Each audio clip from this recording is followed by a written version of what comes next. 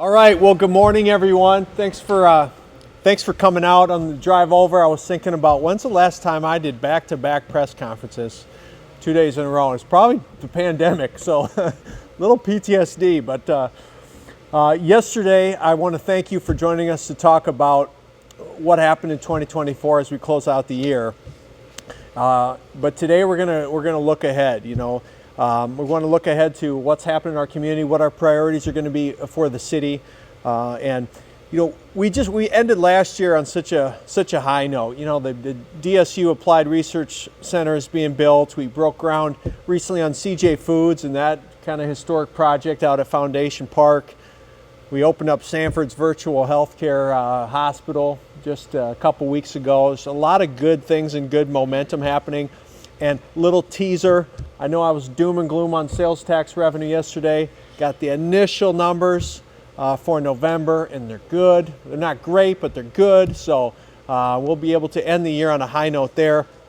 But in 2025, we're going to continue to focus.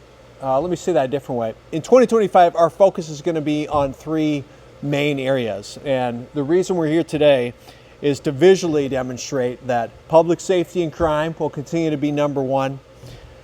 Streets and infrastructure is going to be a priority for us.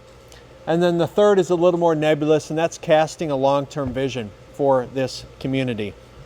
It's why we're out here today behind one of our cruisers, one of our fleet vehicles right now, because infrastructure and public safety are going to be key themes. When I talk to people and check in with people or running out of a restaurant, and I say, hey, what's your big concern? If you have one concern in the city or one thing you want to see us do differently, what is it? They usually want to talk about public safety. Okay, it's their number one priority. And so that means if it's the public's priority, it's my priority, and it's going to be the community's priority. Our 2025 budget for public safety is going to be it's just north of $108 million. A lot of that goes to vehicles, personnel, and equipment. I mean, that's the lion's share of our PD budget. We're also designing and planning our next city fire station in the north. I think I mentioned the inflationary costs of doing that in today's environment. 2020, fire station was 3.4 or 3.6 million. Same station today, 6 million. But just because things are more expensive doesn't mean we stop doing them. So public safety, police and fire will continue to be a priority, and we do that through personnel as well. So we're going to be adding 7 new officers to PD this year, and that's in addition to the efforts to keep recruiting and retaining existing members and planning for quite a few retirements. We continue to have what I have framed as, the gray wave or the silver tsunami, and I can say that now because I have gray hair, but more and more of our boomers are leaving their positions, including in the PD, and so planning for that is a big part of the focus for this next year. Related to that, we're going to keep having hard discussions around the topic of homelessness this next year. I expect that to be another key theme for us. How are we managing the tension, providing the services that we need to provide to our homeless community, while still also ensuring that we're doing it in a way that respects other property owners, downtown business owners, and the like. And so that collaborative work with the county and with our partners is going to continue. You're going to see here in a few weeks, we're going to be having a community conversation with some of those partners, an open forum for the community to come and talk about this issue publicly with me and with some of our other providers, because it's an important topic to the community. And you're also going to be seeing a communications campaign. The council approved that. That's going to be starting next year, which will quite honestly discourage panhandling and discourage giving to panhandling in our community. It's a root cause of some of the challenges we see, and so you're going to be seeing some comms on that. But we're going to look forward to seeing some of our visions finally come to life, just like we were in the canopy yesterday, and we finally saw that 10-year vision open yesterday. We're going to be doing the same thing this year with Jacobson Plaza, the West Side Recreation Center for the city, and continue to dream and plan for my time, which will end in about 16 months. So this is my last year, full calendar year, as mayor of the city of Sioux Falls. So how are we setting things up so that the next administration inherits a really just well-oiled machine, and my team, many of whom are here, will continue in that important work. So to do that today, because we wanted to talk about infrastructure, I want to talk a little bit about housing, which is going to be important. I asked a couple of my team members to be here, and I'm going to kick it off with Mark Cotter, our Director of Public Works. Thank you, Mayor. Thank you all for coming today. I'll cover some of the key transportation and public utility investments that we'll undertake in 2025. 2024 was a phenomenal year, and 2025 will be an even bigger year for the city. We'll start out with some of those just really key transportation projects. First one that will be very visible and very welcome to commuters once it's done is Arrowhead and Veterans Parkway intersection. About a $25 million investment. This will be the largest intersection in the state once it's completed. We're going to build it with all modes of traffic in mind. There'll be 3 tunnels, so 3 pedestrian tunnels, so you can either cross on the deck of the intersection, or you can actually make your way underneath the roadway and do that safer. Next section will be Veterans Parkway, the continuation. We just opened the first 2 miles of that southern section between Western and Cliff. Hearing a lot of public really happy with the roundabout that got built at 95th and Western, making those daily commutes to those 2 schools much easier, much more smooth flowing. This next section will be between Cliff and Sycamore Avenue. Really excited to get that bid and get that under construction. The intention is to have that entire southern section done by the end of 2027. Next one that you've seen some work happening on is I-229 and Cliff Avenue. The temporary bridge work has been set. We'll want to make sure that we keep at least 1 lane open in each direction on 229 while we build this. This will be a 2-year project. This one will also have pedestrian tunnels on the on and off ramps, so pedestrians, bikers, and runners don't have to cross that live traffic at a really busy intersection. The other key change that you'll see on that investment is we're going to bend 41st Street north. So today where 41st Street connects with Cliff Avenue, we'll bend it north. We've worked with a number of property owners for voluntary buyouts. A number of those properties went into the floodplain years ago when FEMA updated their maps. And it will just allow us to separate 41st Street further from that interchange and also create an intersection specific with Lincoln High School. So we're excited to get that project bid. The next really large one will be the next diverging diamond. This will be the city's 3rd diverging diamond that we have. It will be at 85th Street and I-29. This has been just a terrific public-private partnership between the landowners who initially brought forward the dollars to do the environmental studies and the designs, and then it's been a great relationship with the DOT, Lincoln County, City of T, and the City of Sioux Falls. So the intention is to bid this project right at the start of 2nd quarter of 2025, and it'll be another 2-year project. So we're hoping that the mayor will actually stay on so he can actually cut the ribbon on a number of these projects that will start next year. We'll have to probably work that through legal, maybe. Street maintenance, as you guys know, we always talk about the big projects, but we always really protect the street maintenance budget because we want to make sure we take care of what we've got. The mayor mentioned yesterday that every 3 years we drive every segment of street in the city to get a good condition and ride of those streets. All that data is available on the city website.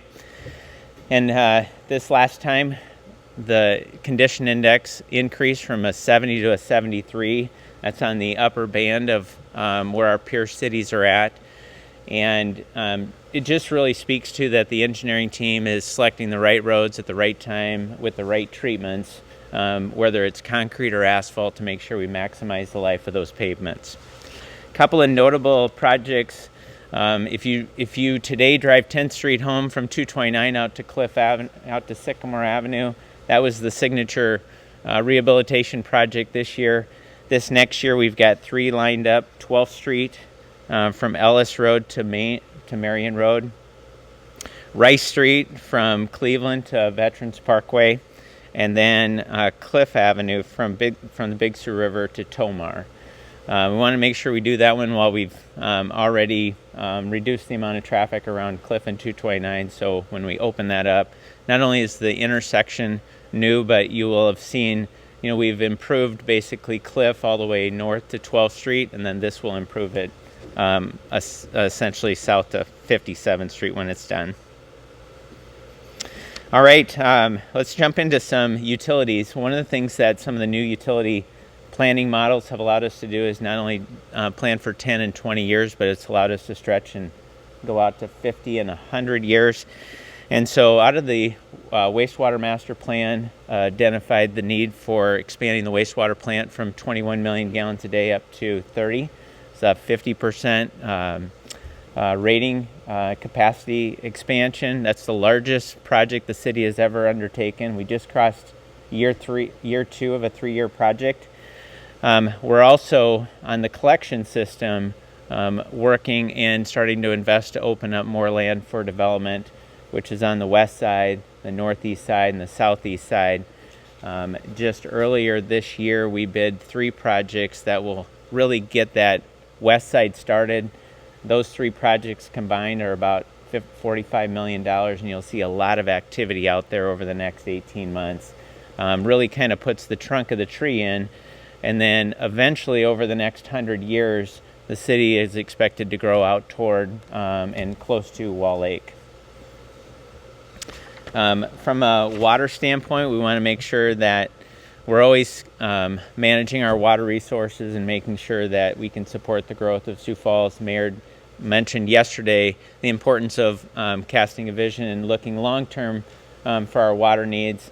City of Sioux Falls just completed a water master plan. We're sitting very good for the next 35 to 40 years. But to get out to that 75 and 100 year planning horizon, we really need to secure another 40 million gallons of water per day.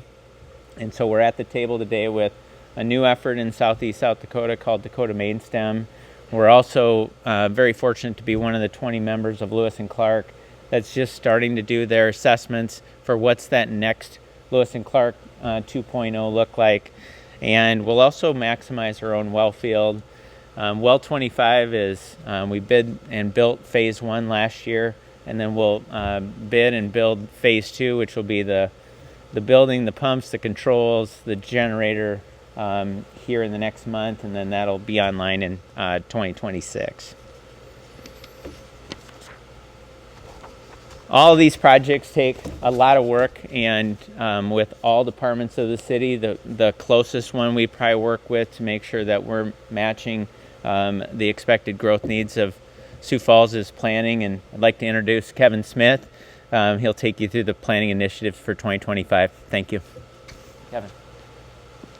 Thanks, Mark. Kevin Smith, Assistant Director of Planning and Development Services. And just listening to Mark's comments about the projects coming up in 2025 takes a lot of coordination, a lot of collaboration, certainly between Planning and Development Services and Public Works. It's an everyday effort for us, and I'd say even over the last couple of years it's been more important for us, especially the financial investment that the city is making in those infrastructure improvements. It's critical that we're strategic and we're very intentional about how and where we're going. And now Mark talked about a 100-year vision for water and wastewater. Along with that comes a vision for the community as a whole, including neighborhoods, land uses, and what's our community actually going to look like over that time period. And to get us there, we have recently undertaken an update of our comprehensive plan. It's called Shape Sioux Falls 2050. So if you're interested, you can go to the city's website, siouxfalls.gov/ShapeSF2050, and actually participate in some of the visioning exercises that we're really asking the public's comments on and their input on. What do you want to see Sioux Falls look like in the next 25 plus years? Now, the work we do specifically with Public Works, internally with those stakeholders and other departments within the city, including public safety and parks and library and others, to make sure that their facilities are well planned for. is also important. Strategically, Mark talked about water, wastewater, transportation, storm drainage improvements. We need to plan for where those are going to be and how those improvements fit into individual neighborhoods so that they are as much of an amenity as possible, and the neighborhoods know kind of where the development is going to occur next to them, which sometimes is a question we get asked a lot. So internally, we work a lot with our stakeholders. Externally, we really do need engagement from the public. We are offering up to, I think we've already had 4 neighborhood workshops, and by the time we finish the plan in the fourth quarter of 2025 and bring it forward for the city council action on the document, we hope to get even more public engagement. So we got about a year's work ahead of us, but again, that is very much in support, or I should say in collaboration with Public Works on making sure that the right public investments get made in the right locations at the right time. And we're not the only ones making investments in the community. Obviously, everybody I think has heard we just crossed the $1 billion mark recently for the year in building permit information or building permit dollars. But if you think of it over the course of the last 4 years, from 2021 to now, that's $5.1 billion of investment. And that's across all sectors of the community. That is healthcare, that is industrial, that's office, that's residential, on and on and on. And when we look forward, and the mayor did talk about projects like CJ Foods and other things, that is a tremendous indication of the health of the city of Sioux Falls. We are not dependent on just one sector to make or break us as being successful. So we're seeing in years to come, especially in 2025 and beyond, that the strength of the community is that diversification that we see. And our job in the planning department is to support that. And we do that through collaboration, internally, externally, up to and including through the 2050 plan is collaborating with our neighboring communities. So we know that by the time 2050 is here, probably much sooner, we're going to meet some of those communities at the edge of the growth boundaries. And it's our job, it's a responsibility that we work on quite a bit, is to make sure wherever those linkages are, whether that's roads or whether that's infrastructure or just different land uses across the street, that they're consistent. So a great amount of effort that we're spending through the 2050 plan is collaborating with our regional partners. And again, that's it's an everyday process, but certainly they have growth needs of their own. And we want to make sure that we don't impede on those and that we can actually help each other. And one of the questions we get asked a lot is also, do you have the workforce to support development and growth? And within that, do you have the housing to support the workforce for continued growth? And in 2025, we have a number of public-private partnerships that we're just strengthening. And even more so internally, quite a bit of collaboration takes place to make housing a success. So I'm going to turn it over now to Logan Penfield, our housing development manager, and he's going to talk to you a little bit about the housing sector and what we're looking forward to in 2025. Logan?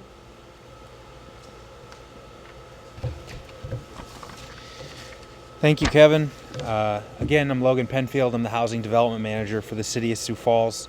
As our team looks forward to 2025, we expect to continue the work with our partners to increase access to safe, sanitary, and affordable housing throughout our community. Housing affordability, availability is a challenge not only across the City of Sioux Falls, but nationwide. So with the limited resources that communities have, state, federal, local resources that we have, it's important that we maximize the funding to the greatest possible extent. And that requires collaboration with community partners, working with neighborhood associations, and then working with stakeholders that either work in this field or have a passion for affordable housing. Our projects for 2025 will look to balance the need for a growing community as well as reinvesting in our core neighborhoods. The first project that's an example of both is 600 Plaza, which is also known as the Mercado Block. This project is a neighborhood revitalization project that will ultimately conclude in the development of a mixed-use building. That building will have residential on the second and third floors, as well as a first floor where Southeast Behavioral Health offices will be located in. So in the residential space, there'll be 55 deep income targeting units, and on the first floor, you're going to have Southeast Behavioral Health services located there. They're going to have 24-hour case management services available to the individuals that they serve that live in the units above them. In total, the city committed $2.8 million to this project, $1 million in city funds, and another $1.84 million in one-time federal funds that came from one of the COVID packages that we were allocated. Additionally, last year we started something called the Troubled Buildings Initiative Program. In 2024. In 2025, we're going to double that program from 2 houses to 4 houses. This is a partnership with Habitat for Humanity, who is a valuable housing partner in the city of Sioux Falls. This partnership provides grant funding to Habitat for Humanity to buy vacant, dilapidated housing within the city of Sioux Falls, and then we provide a grant to reduce the cost of rehabbing those houses.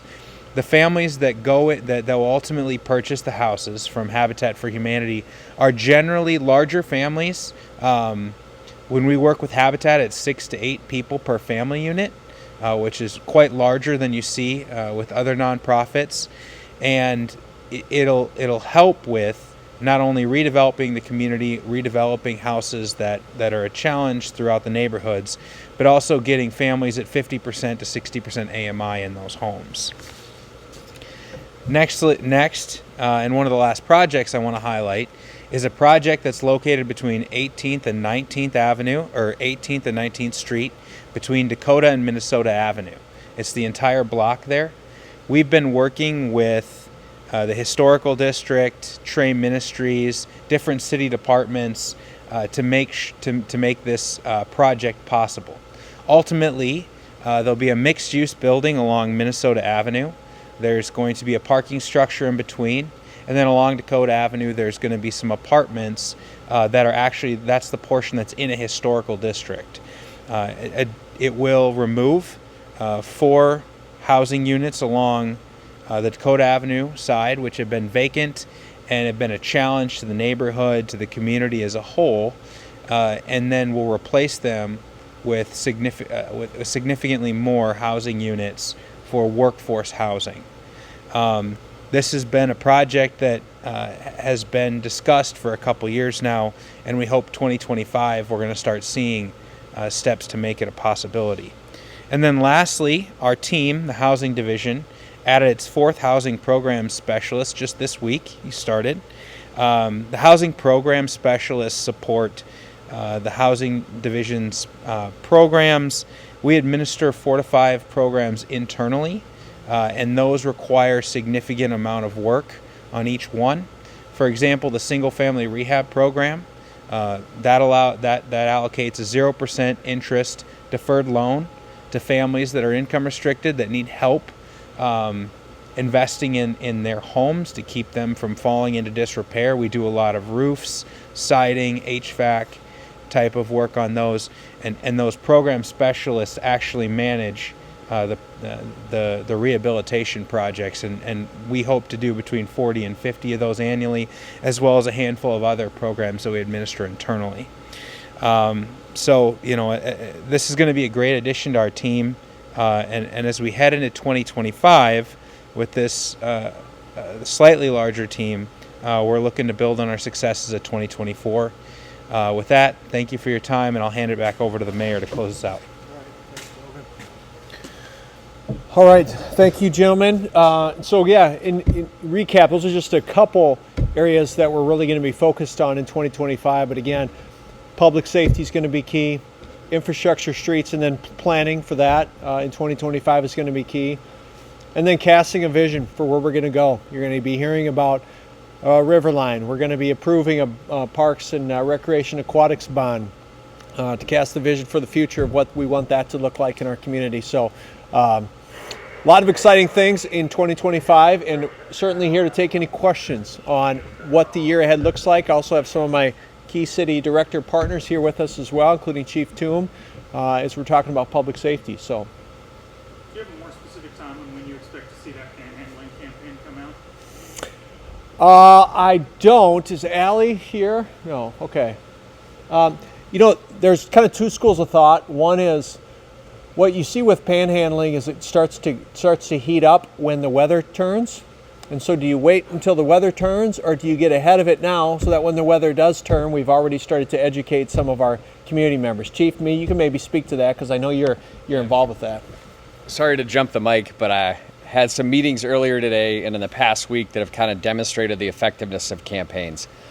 Stolen vehicles are down roughly 15 to 16%, and that trend should continue. And I think there's a direct correlation between our messaging, public education, and the money that was spent on an ad campaign through council earlier this year.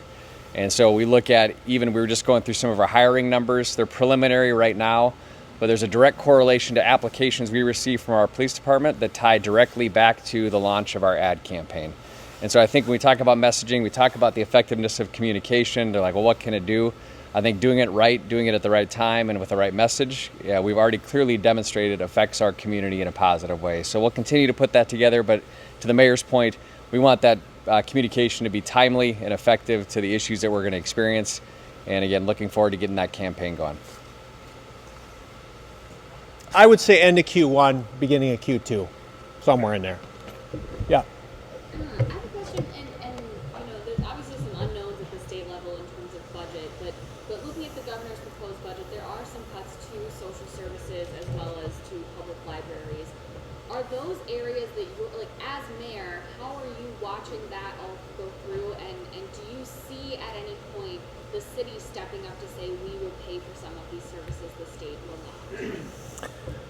Well, so the question was, based on the governor's proposed budget, if there's cuts to things that we see critical, will we help cover the funding gap? I mean, there's certainly a time for a conversation like that, but there are lanes of responsibility, and a majority of our social services programming and funding comes from the state. So we rely heavily on state dollars. If they would cut a large portion of, let's say, mental health funding or things like that, that would affect our partners at Southeastern or the Link, places like that, would we have the wherewithal or even the ability to fill those budget gaps? Probably not. So the decisions they're going to make in Pier this session on some of those social services cuts will directly impact us. Do I wish we could fill those gaps? Yes. But as we talked about yesterday, and where inflation's running and where we're running with sales tax collections, much like Pier, we're not going to have a lot of ancillary money to put in different holes. All right. Yeah, go ahead. I can ask them to the side, but I have a couple of strategic or Shape Sioux Falls questions for Kevin. I'll let you grab those with Kevin afterwards. Yeah.